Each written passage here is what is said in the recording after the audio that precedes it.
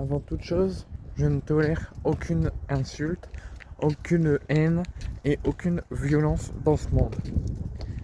Jamais je ne tolérerai qu'on frappe n'importe qui, qu'on insulte n'importe qui ou qu'on violente de quelconque manière n'importe qui.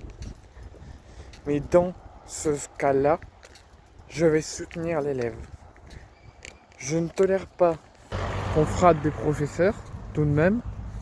Les professeurs sont là pour enseigner aux jeunes enfants, aux plus grands enfants, quelques lignes de la République et quelques lignes de la pédagogie pour les aider dans leur vie. Donc on doit les respecter et être sympa et bienveillant avec eux. Mais dans ce cas-là, où la raison est pour moi justifiable, elle n'aurait jamais dû être violente et insultante et avoir un échange aussi vif avec sa professeure. Mais ça n'aurait jamais dû se passer. L'enseignante n'aurait jamais dû demander à cet élève du lycée d'enlever son voile. Parce que certes, le gouvernement a mis en place qu'il ne doit avoir aucun signe religieux de quelconque religion à l'école. Ça irait soi-disant contre l'école et contre la République. Ça créait des tensions telles que la tension qu'il y a eu aujourd'hui, ou les tensions qu'il y a eu ces dernières années dans ces cas-là. Mais on doit respecter.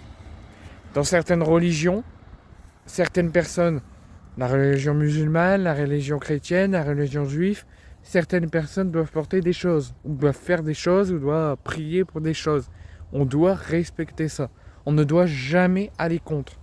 Je vois plein dans ma vie, je vois plein de musulmans, je vois plein de musulmanes qui prient, qui mangent pas la même chose que nous, qui sont obligés de porter des choses. Bah c'est tout. On respecte et on vit avec. Donc je ne comprends pas je ne comprends pas pourquoi la ministre de l'Éducation la nouvelle ministre arrive encore à être pour. Que le gouvernement ait mis en place ça depuis là, ces derniers mois avec l'ancien gouvernement. Et au lieu de ça, devrait s'occuper d'autres priorités plus graves que le voile pour la France. Telles que le pouvoir d'achat, la sécurité, l'immigration, etc. qui met en danger le pays. Mais pour le port du voile, pour certaines personnes qui ont des choses à faire pour leur religion et qui en sont refusées à cause du gouvernement et à cause du corps enseignant, et qui sont obligés d'enlever leur voile juste parce que les professeurs leur demandent, parce que le gouvernement a mis des choses abjectes en place, c'est intolérable et injustifiable. Donc bien évidemment, je condamne cette violence, je condamne le fait que cette jeune fille ait frappé son enseignante et lui a donné une claque et lui a donné plusieurs coups. C'est intolérable et c'est condamnable. J'espère qu'elle aura une sanction sévère. Mais pour moi, comme son père l'a pu le dire publiquement, pour moi, même si c'est elle qui a mis le coup en premier, c'est de la légitime défense.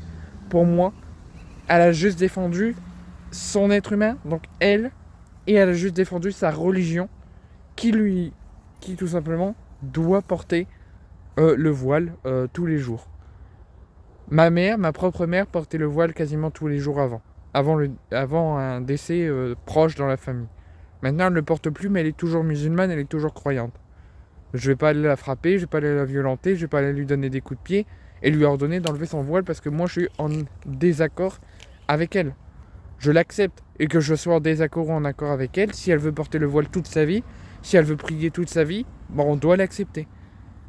Donc, je vois plein de membres du gouvernement qui condamnent, qui veulent une justice pour cette professeure, qui veut que cette personne se fasse condamner avec la plus grande fermeté.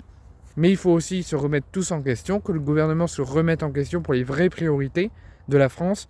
Et pour les choses minimes comme ça, faut laisser passer, pour moi. Et on doit respecter les religions de chacun et les gestes que chacune des personnes veulent faire.